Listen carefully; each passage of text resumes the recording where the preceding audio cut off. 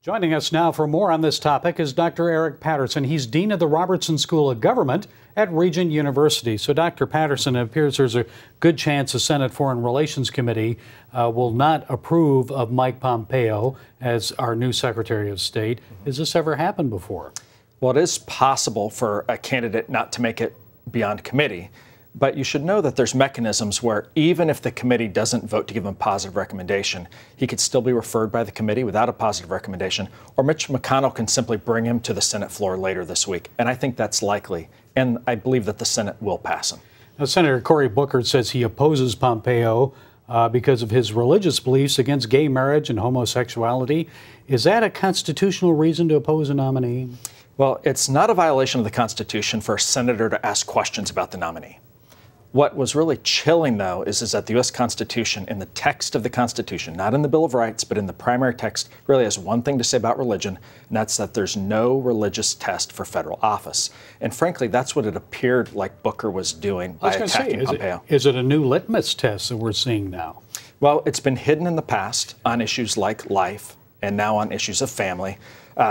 But really, I think what Booker was doing was trying to establish his own bona fides for later office, maybe running for president in the next presidential cycle. Clearly, he's trying to give a black eye to the president by holding up one of his nominees. But this is an unprecedented attack on someone's sincerely held religious beliefs. And I understand the Senate approved Pompeo for the CIA directorship.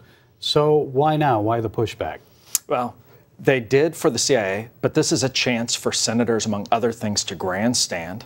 It's a way to also hold up the president's agenda by not having a Secretary of State in that position.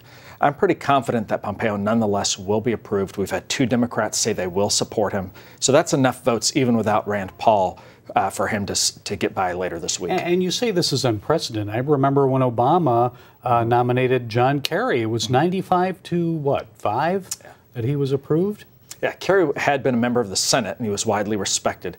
But Pompeo's not much different. He'd been a member of the House Intelligence Committee. He's been Senate confirmed in the past. He's well known on the Hill.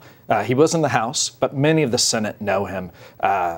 It may be that he passes with a much higher number than expected. But this is also Democrats kind of circling the water, smelling blood in the Trump administration, going into elections in the fall.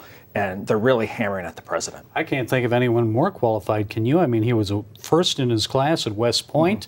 He fought in the over in served his country over in Germany by the Berlin Wall and so forth, and just well respected for his time in Congress. Businessman. Yeah, he's well respected. He's well known. Fortunately, we have lots of people who are qualified to be Secretary of State, but Pompeo is a uniquely qualified public servant, and he knows the Hill. So he has executive branch experience, and he has experience on the legislative side. So he's a unique case. What's up with Rand Paul opposing him, a Republican? Yeah, well, Rand Paul's making principled stands on other types of issues with regards to this administration. And he's slowing things down for what he believes to be issues about right order, about America's place in the world, about U.S. foreign policy. I don't necessarily agree with it, but the arguments he's making have a certain principled reason for trying to slow down the process. Finally, what happens if Pompeo is rejected by the U.S. Senate? Then what? It'd be a major blow to President Trump. And it would be spun as an attack on the president's agenda going into the fall elections and things. I don't think it will happen, but the administration will be scrambling to put a new Secretary of State candidate into place, and one that they would feel would be palatable to the U.S. Senate. Okay, Dr. Eric Patterson, thank you so much for joining us today. You're welcome.